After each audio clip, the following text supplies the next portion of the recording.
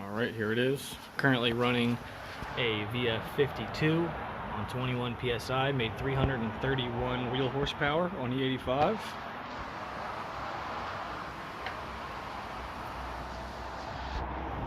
Here is the Blouch ball bearing 20G. Nice. Very clean. Garrett cartridge.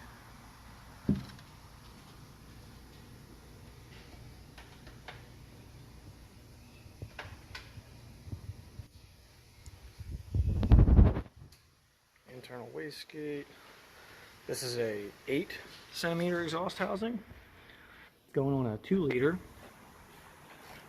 This is actually an EJ20X from a JDM Legacy. Can't see it in there, but it says EJ20.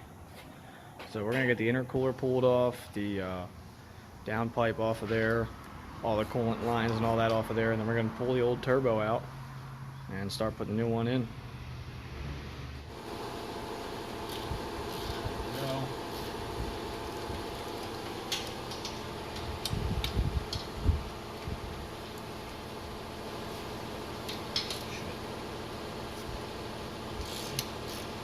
Thankfully, we just had this off of here when you blew your turbo, so all the bolts are nice and fresh. Alright, this thing, I don't know why, but I must have cranked this thing tight as shit the last time I worked on it. But it's tight. I mean, obviously you want your oil line to be tight.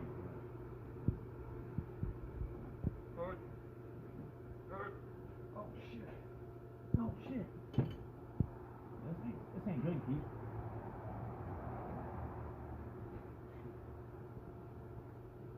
Oh, it won't go. This is bending the line. Oh, we got the downpipe out. We got the oil line off. We got the intercooler out.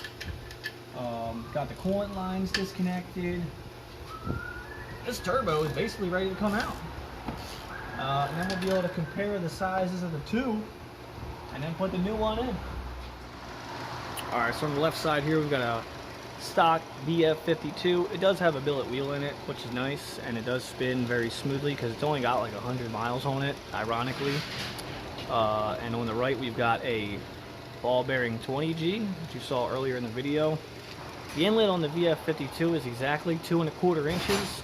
The inlet on the 20G is 2 3/8, so it's 1/8 inch larger, but we think that our silicone inlet will fit just fine. Then obviously the 20G has a conventional outlet, whereas the VF52 comes out the top, and the way we're going to be able to use that is we've got a special aftermarket intercooler hose that attaches to our Grimspeed intercooler. So that's how we're going to make that work. Overall, the build quality on this is top notch. Switch them to the turbine side. Alright, so onto the turbine side now. It's got the typical VF52 wastegate crack, no big deal. This turbine measures 1 7/8 inch. This turbine measures 2 1/8 inch, so slightly larger. And the wastegate is also larger by quite a bit. It's hard to measure, but you can just visually see that the wastegate is larger. And because this is a ball bearing, it's a Garrett, so instead of a banjo on the top, it's got the oil restrictor there with an AN fitting. So yeah, get ready to put the 20G in now. Just want to show you guys those comparisons. Alright, so the hard part is going to be lining up the oil drain, the turbo inlet, and all the exhaust studs at the same time. But hopefully I can.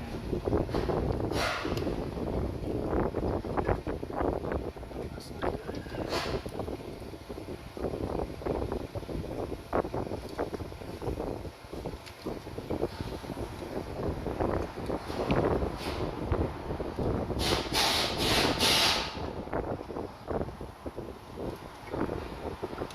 That looks pretty good right there.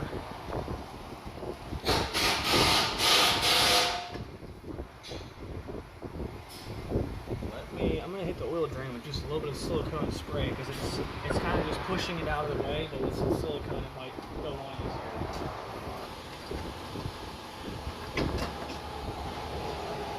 See that light real quick? Alright, so we got that Blouch 20G turbo in there. It's looking nice. We had to reuse the original coolant hose, so it looks a little funny, but it actually fit quite well. Got the, you know, the boost control solenoid lines on, got the oil line on. Thankfully, Blouch did include an adapter to adapt the OEM hard line to the braided line, because this has AVCS, which it shares the banjo with, and that wouldn't have worked. But everything's on there, looks good. Just gotta put the downpipe on and the intercooler on, and then we'll be ready to start it up